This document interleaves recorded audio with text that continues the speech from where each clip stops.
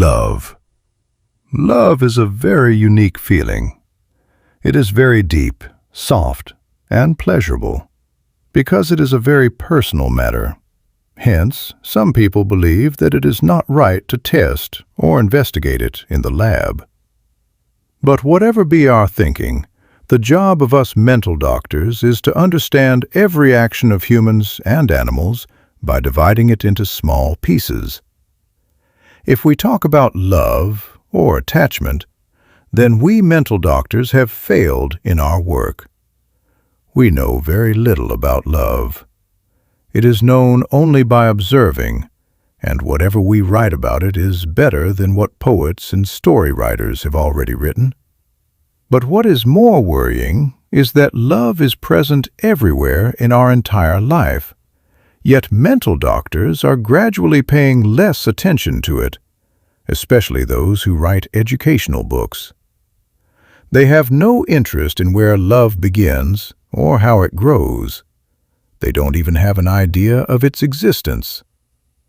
It seems that modern-day psychologists have suppressed the concept of love, whereas famous and intelligent people in the world have always talked about it. In an old book of famous sayings, the word love is used the most. This clearly shows that humans have always enjoyed talking about love. Regardless of what psychologists think, these famous people have said the same thing again and again in different ways. These writers and experts have taken love away from small children and made it a thing only for the young and the elderly. Thinking men, and perhaps all women, have always thought about love. If we look at it from an adult perspective, one thing is absolutely clear. The first feeling of love arises in a person when a young child connects with their mother or someone who cares for them like a mother. This deep connection teaches the child many other ways of loving. But the sad truth is that beyond these simple things, we don't know much more. We don't know the true reason behind love. We don't even know the way in which that childhood motherly love transforms into different relationships and forms of love around the world as they grow up. Because there haven't been many lab tests on this, everything that has been said about love so far is based solely on observation, intuition, or guesswork. Whether these statements are made by psychiatrists or sociologists with an understanding of society. The thinking of psychiatrists and those who understand society is very clear. They believe that our real and permanent needs are only things like hunger, thirst, and pain. They say that feelings like love and affection follow these real needs. According to them, the mother satisfies the child's hunger and thirst. So the child learns to connect with the mother and gradually begins to love her. This thinking seems absolutely correct. The mother gives food, so the child starts considering it as an essential thing. But just because of this, the relationship between the child and the mother cannot become so deep and strong. A lot of research has been done on the things that satisfy hunger and thirst.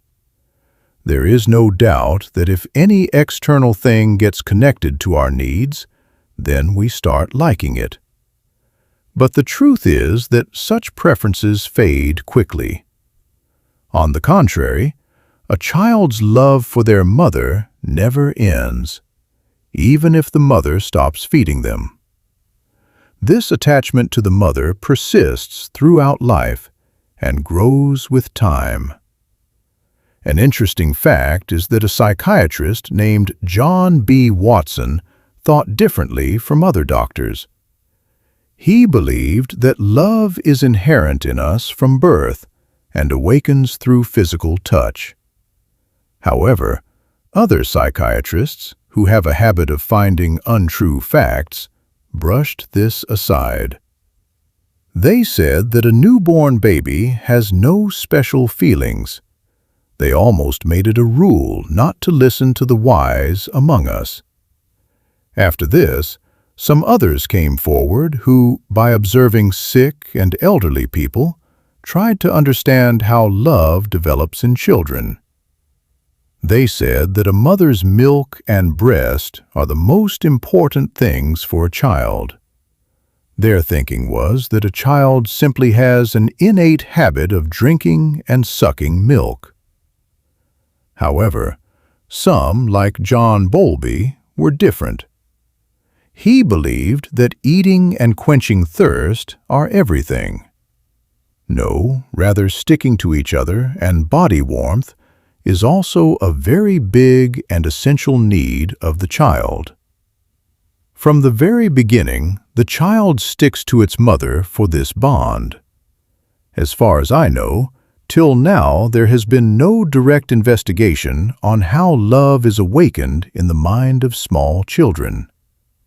It is very difficult to do such investigation on human children, because initially they are not able to move their hands and legs much. By the time the child is capable of moving, the real reason for love remains hidden somewhere. We can get the solution to all these problems from small monkey children. Work on macaque monkeys can begin as early as 2 to 10 days after birth.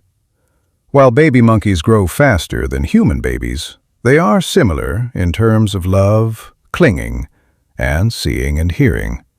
Even fear and learning patterns are nearly identical in monkeys and human babies. Before beginning our study on love, we worked with baby monkeys for 3 years.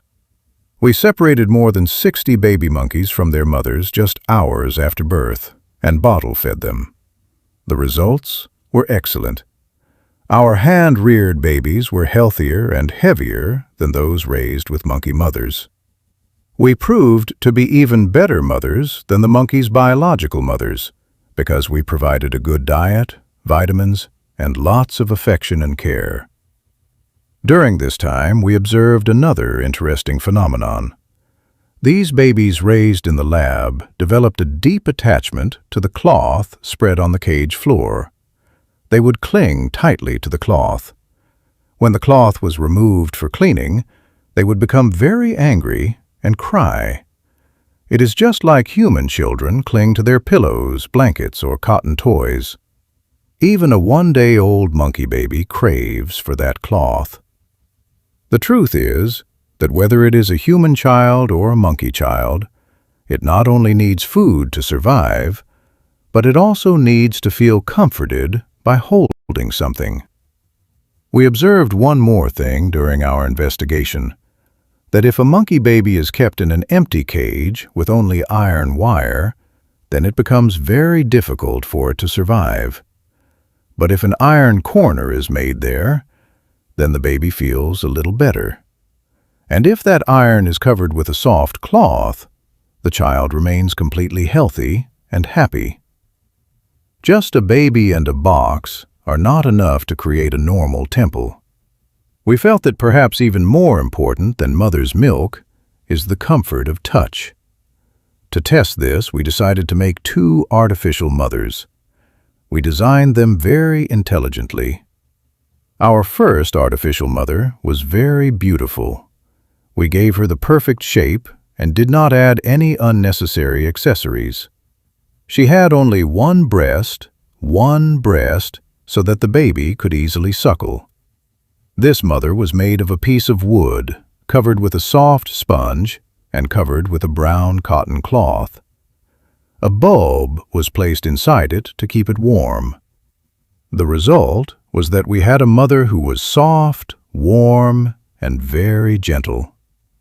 This mother stayed with the child 24 hours a day. She never got angry, never scolded, or bit the child. If any part of this mechanical mother got damaged, we simply replaced it with a new one. After this, we made a second artificial mother. We deliberately designed it to not provide much comfort. This mother was made of only an iron mesh. It could provide support and warmth to the baby, but it lacked the tactile comfort of a cloth mother. Now we began the real game. We placed these two mothers together in a cage. We took 8 new babies. For 4 babies, the cloth mother provided milk, while the iron mother did not. For the remaining 4 babies, we did the opposite. Using machines, the iron mother provided milk, while the cloth mother did not.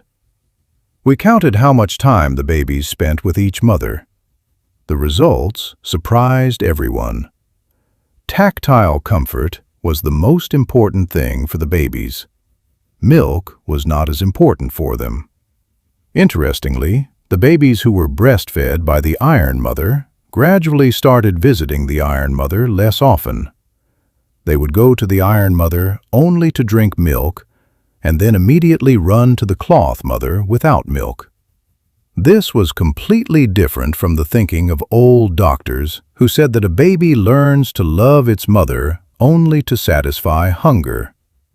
This attachment remained constant for 165 days, proving that tenderness and affection are most important for love.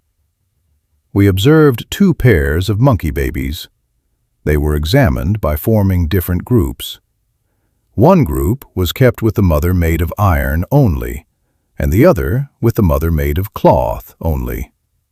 The interesting thing was that both drank milk equally and both gained the same weight, but the health of the children living with the mother made of iron was not that good internally because they remained sad. This confirmed that a mother is not only important for providing food, but also for giving peace and comfort to the mind. Love is not something that can be fed only with a spoon or a bottle. It is a matter of companionship and feelings. When we tried to scare these babies with something scary, such as a noisy bear, we discovered another very important thing. As soon as the babies felt scared, they immediately ran to the soft cloth mother and clung to her. They didn't care which mother was feeding them. The most important thing for them at that time was to feel safe and secure around something soft and loving. As the babies grew, their attachment to the cloth mother became deeper and stronger. Similarly, a mother, or a pseudo-mother, is a place of trust for the child. This becomes even more clear when the mother and child are taken to a new and unfamiliar place. We conducted a special study on 4 of our 8 temple babies. We placed them in a small room where there were many new toys and objects that made the baby monkeys want to touch and play with them. Now that the end of this video, we comes back with next part, so don't forget to subscribe, baby.